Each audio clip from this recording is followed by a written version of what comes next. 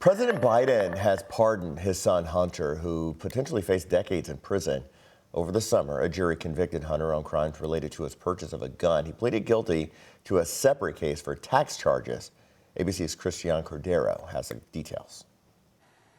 This morning, President Biden is en route to Angola after a holiday weekend spent with family on Nantucket, stopping briefly in Washington in between and announcing he's pardoning his son, Hunter.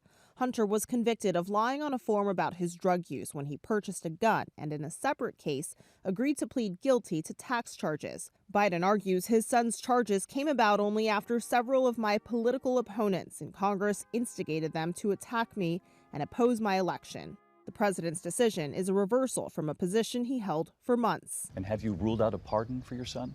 Yes. The pardon goes beyond Hunter's gun and tax charges, also covering offenses against the United States which he has committed or may have committed or taken part in during the period from January 1, 2014 through December 1, 2024. The chairman of the House Oversight Committee, a Republican, accuses Biden of skirting accountability. Democratic House Representative Greg Stanton of Arizona also criticized Biden's decision, saying Hunter committed felonies and was convicted by a jury of his peers. Biden is not the first president to use his pardon powers before leaving office. President Clinton pardoned a former business partner and his half-brother, Roger Clinton. President Trump pardoned Charles Kushner, his son-in-law's father, and just announced as Trump's pick for ambassador to France.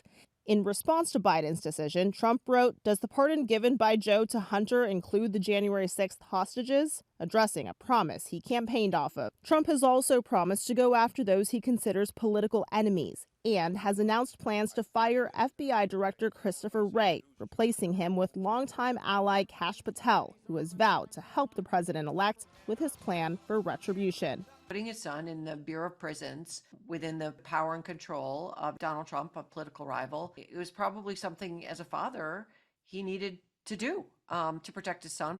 Christian Cordero, ABC News, Washington. And in a statement, Hunter Biden said that he won't take the pardon for granted and will devote the life he's rebuilt in his sobriety to helping those who are sick and suffering.